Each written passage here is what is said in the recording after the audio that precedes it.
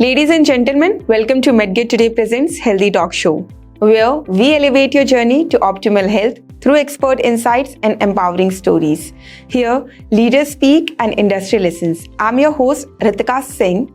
Today, it is our distinct pleasure to introduce a true luminary in the medical device industry, Mr. Rajeev Nath, Managing Director at Hindustan Syringes and Medical Devices Limited and Forum Coordinator at the Association of Indian Medical Device Industry, AMED. With over 3 decades of unparalleled experience, Mr. Nath stands as a towering figure in the world of medical devices. His leadership at Hindustan Syringes and a trailblazer in the industry has been instrumental in driving innovation and setting new benchmark in the medical technology. Under his leadership, the company has not only extended its footprint but has also continually redefined standards of quality and reliability in medical devices.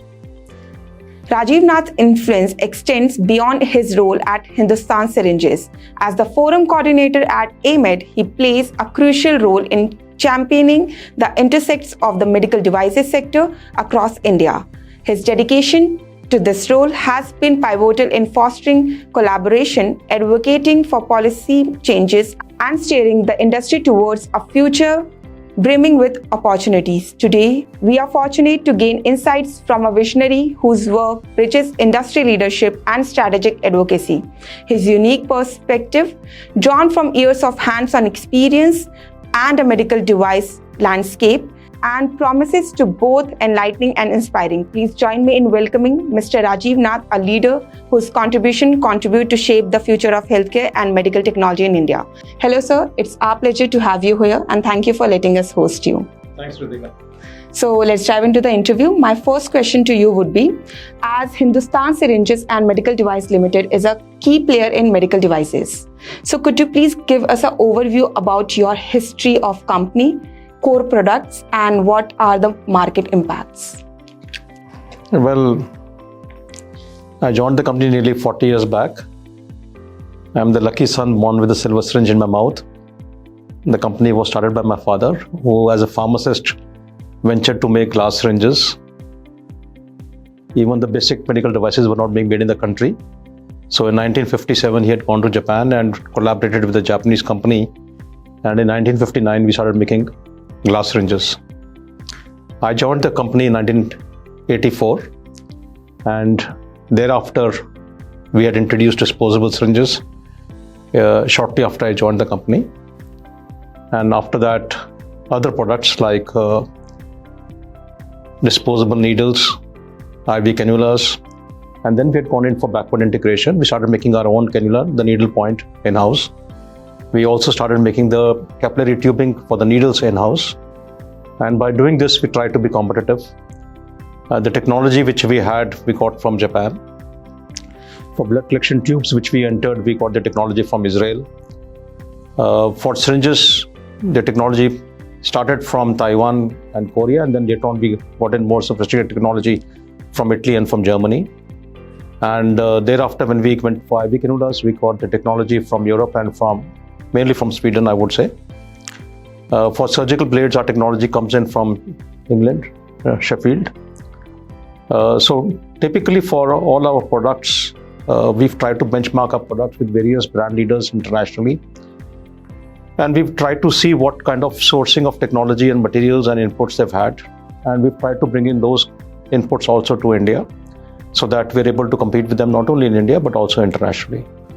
And over the years, by keeping that focus in mind, we've not tried to become the Walmart by having a thick catalog of more than 500 products. And we've not tried to be an importing trading company by being resellers and marketers of various products and brands. We focused on very few products, but then our aim was always to be in the top 3, top 5 internationally. And we've achieved that in our products like syringes and needles and IV cannulas and surgical blades, where we are the leading player not only in India, but also internationally. Also, what we do slightly different from other players is that most of the products that we make and we export internationally, we do it in our own brand name. So very less is going under private labels internationally. Majority of what we export also internationally has been through our own distribution network and in our own brand name.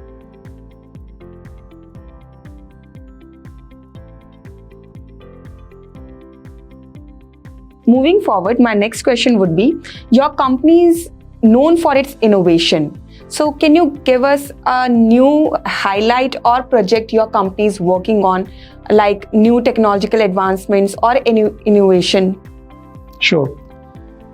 So what we are producing, whether syringes or needles or any of the disposables that we make, typically would follow under the commodity section, which would be very, very competitive. And the only way to be seen different from the commodities or different from the competition would be to keep some innovation and a brand perspective which would be different than the others over there. That's only the way we can have a name that stands out, and our buyer who would be seeking to buy our brand, not something else, just based on a lower price product. And small innovations count. So when we introduced disposable syringes, that time needles and syringes were sold separately. And we had introduced the product with a needle on top. We had introduced the product with a ribbon pack, which was more robust and then different than what was coming in the market as a blister pack. When we introduced other products, we also had similar differentiations, I would say, which would make small but a significant advantage available to the users. Going forward, in terms of changes, we introduced auto-disable syringes, which could not be reused because syringes per se were being reused within India and internationally, spreading infections and also suppressing the market demand of syringes. So typically a syringe was initially being used about 7 to 10 times. And even now they are still being reused to some extent, but definitely I would say it has maybe come down to say about 2 times on an average. In the case of the recent products or recent innovation that we've introduced, we've just launched this year a product for not only addressing reuse or preventing reuse, but also preventing injuries to doctors and nurses from needle stick injuries. So many times while giving the injection, you are trying to cap the syringe with a needle cover, and by putting the cover on top, sometimes inadvertently you will prick your finger with your needle, which will be contaminated from the doctor having given the injection to a patient with some contaminated blood. And this sometimes can be fatal because the infection can be of a very serious nature, like HIV or hepatitis, for example. So this product has got a cover on top by which, while you are giving the injection and while withdrawing the needle, the healthcare provider can cover the needle with the safety cover. And by doing that, you protect yourself from that needle stick injury. We have similar sharps injury prevention products, whether it's in blades and scalpels or in our IV cannulas, which we are exporting internationally. Such innovations normally are not much in demand currently in India. They will be in the future because one is convenience, second is the safety angle, and third is the affordability angle. But internationally, these concepts are now well understood and favored, and they're already in demand over there. So we find the market penetration for such kind of products much more easier internationally than sometimes in our own country, India.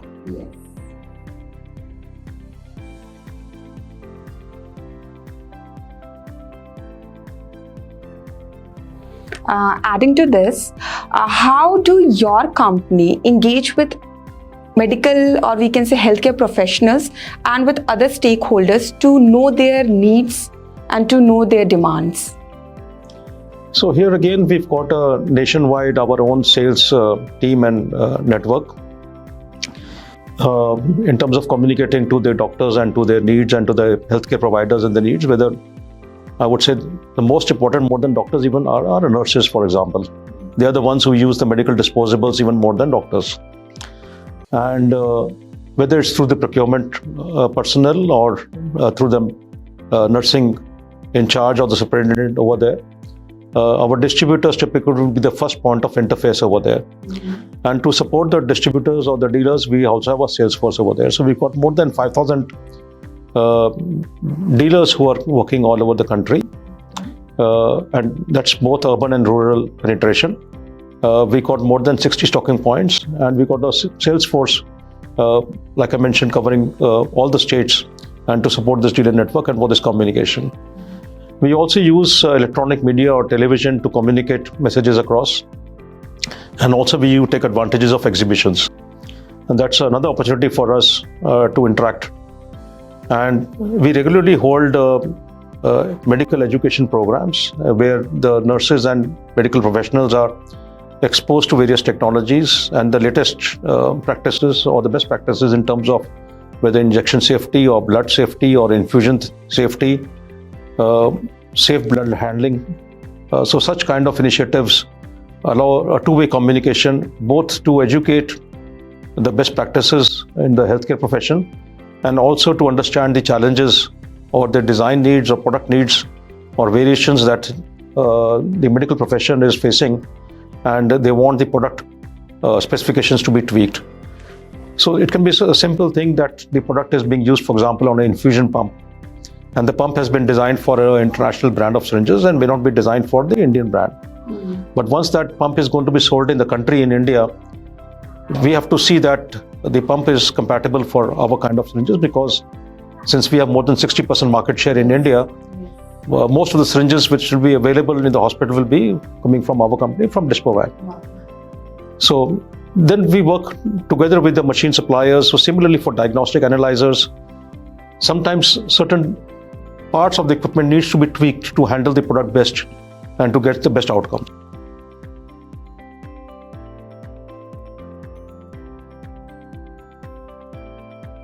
So, as you are a forum coordinator at AMED, so what led you to this transition?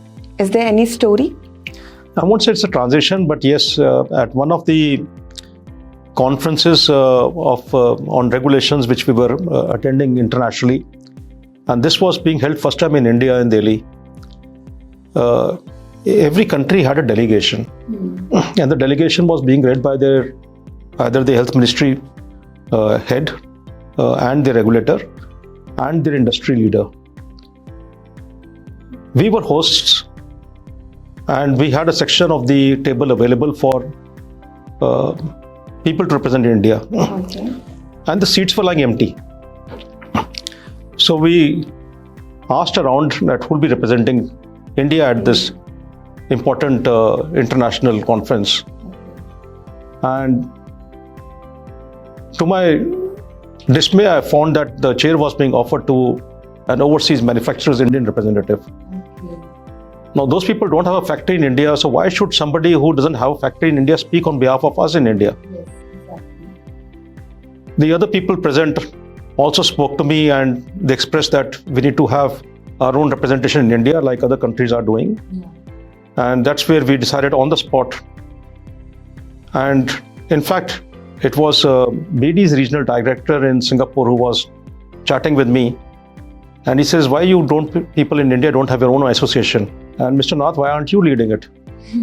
So the people around, 4-5 of us who were chatting with him, immediately on the spot decided that yes, we need to have our own association representing the interests of the Indian medical device industry and our own leadership to express our own needs, both what is required within India and also outside of India.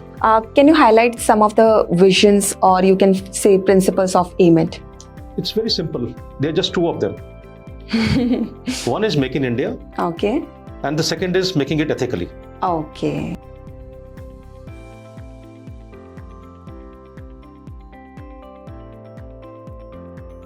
Very nice, very crisp and short. So we have some of the questions from our industry leaders. So you just have to answer those questions. What are the major challenges are faced by Indian medical device sector? Oh, the medical device sector in India definitely is very much challenged because we are import dependent. It's very challenging for any new entrepreneur to first make a product and then make it profitably. And more challenging is to have market acceptance for the product. And market acceptance, whether in the private healthcare sector or the public healthcare sector, both have different kind of challenges available. So these can be things like you're competing with the top brands which are already well known in the country. Indian doctors typically are educated and trained in USA or UK or Germany. They are used to using those brands and products in those countries over there. That familiarization and that habit which they've experienced They want the Indian products to match that expectation. So they are our toughest judges. Yes. We find it extremely challenging to convince Indian doctors to switch to Indian brands. And for my own company also, every product or technology that we introduce, every time that new product, it's the same challenge again. It's not given that if you're successful in one particular product, the second product will also start selling automatically. It doesn't happen like that. And in supply chain, R&D, there are a lot of challenges, I must say. Yes. Here again, whether it's in supply chain, so at least in supply chain, I would say we've over the years built up a strong distribution network for HMD all over the country. So at least my company is well placed over there with that kind of trust and support that we have with our partners. But any new entrant in the industry, for him it's challenging to create a distribution network. And then different technologies require different kind of distribution networks. What you require for nephrology would be different for urinary, it will be different for coronary, it will be different for orthopedic. But yes, in each field you have specialist distribution or distributors available to support the supply chain.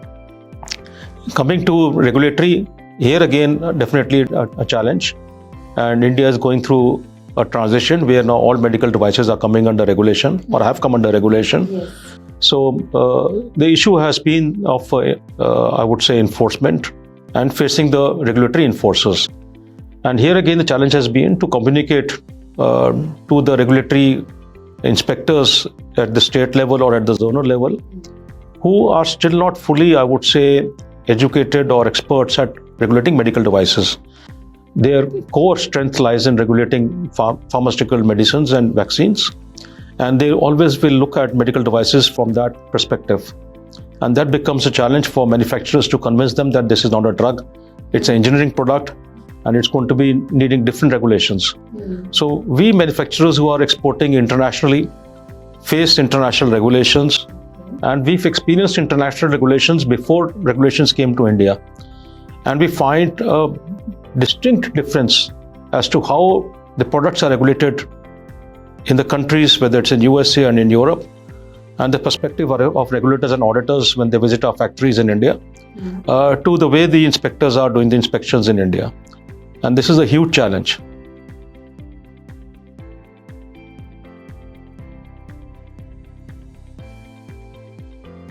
And what about investment and R&D?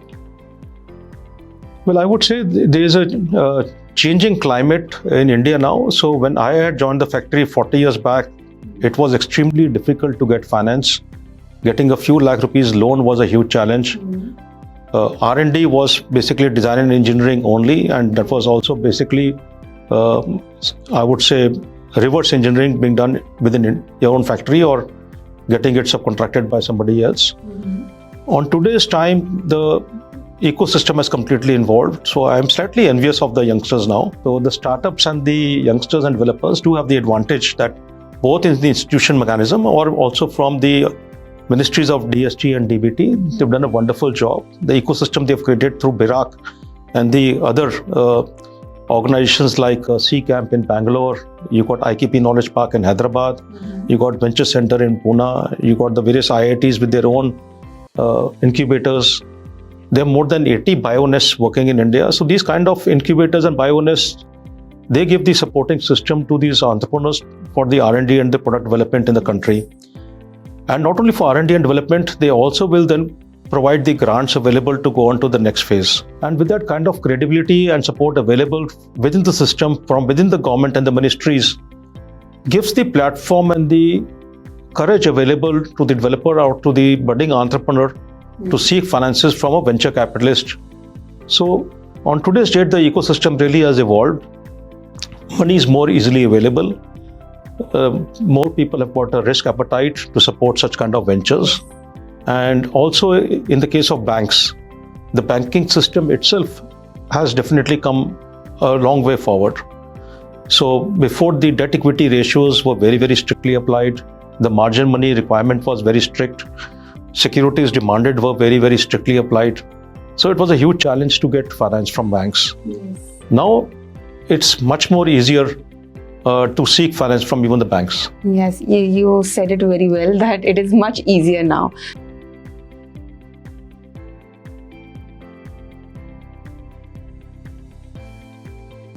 So before wrapping up, my last question to you would be, what is the future of India in medical device? As you know, we have projected to become $50 billion by 2030.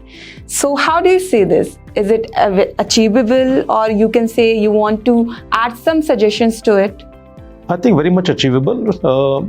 India imported last year about 69,000 crore rupees worth of medical devices. This is alarming. If you see, it's a 13% increase, but it's also an opportunity for substitution. On the export front, we've exported 32,000 crore rupees worth of medical devices. So it's about a 2:1 ratio.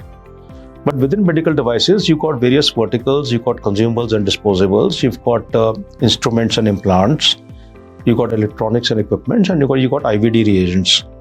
Now, in the category of disposables and consumables, already the exports have overtaken our imports. The other products also, with the support which the government is now giving to the sector, last year the medical device policy was announced. The vision was to make India the leading manufacturer in the world. One step forward from what IMED was asking. We were asking for being in the top 5. The government says not top 5, we want to be number 1. To achieve that, the government has come out with a 6-pronged strategy. We are now seeing the strategy coming into play. So the faster they implement the strategies, definitely the ecosystem is going to be evolving to make in India to be realized much faster than what we had thought earlier. For example, the 32,000 crore rupees that we are achieved, that's about on a year-to-year increase has been from between 9% to 15% compounded growth rate year on year. The least has been 9% in a year, and typically we achieve 15% growth year on year. So if we are able to accelerate that a little bit faster, and with the Medical Device Export Promotion Council, which will be becoming functional in the next few months' time, that's also something that is doable. So to achieve from 32,000 crore rupees to 100,000 crore rupees in medical device exports in the next 5 to 7 years is not a pipe dream. It's something which is doable. Yes. And we are currently at about $15 billion plus, I would say, market consumption. From 15 to become 50, again 3 times in 5 to 7 years is not a pipe dream, it's doable. So these figures were put up in 2023. In 7 years to be tripling our turnover is possible. Thank you so much, sir, for giving all the insights about medical device industry. So as we conclude today's discussion, I want to extend our heartfelt gratitude to Mr. Rajeev Nath for his invaluable insights and for sharing his remarkable journey with us. Mr. Nath, your deep expertise and visionary leadership at Hindustan Syringes and Medical Devices Limited, coupled with your dedicated role as Forum Coordinator at AMED, have offered us a profound understanding of the medical device industry and its evolving landscape. Your commitment of innovation, advocacy, and excellence not only elevate the standards within the sector but also inspires all of us. Thank you for your time, your wisdom, and your unwavering dedication to advancing healthcare through your impactful work. Your contributions are truly shaping the future of medical technology and creating a lasting positive impact. We are immensely grateful for the opportunity to hear from someone who is at the forefront of such transformative developments. Your insights have been both enlightening and motivating. Thank you once again, Mr. Nath, and thank you everyone for joining us. Thank you so much. Have a wonderful day and do subscribe our channel.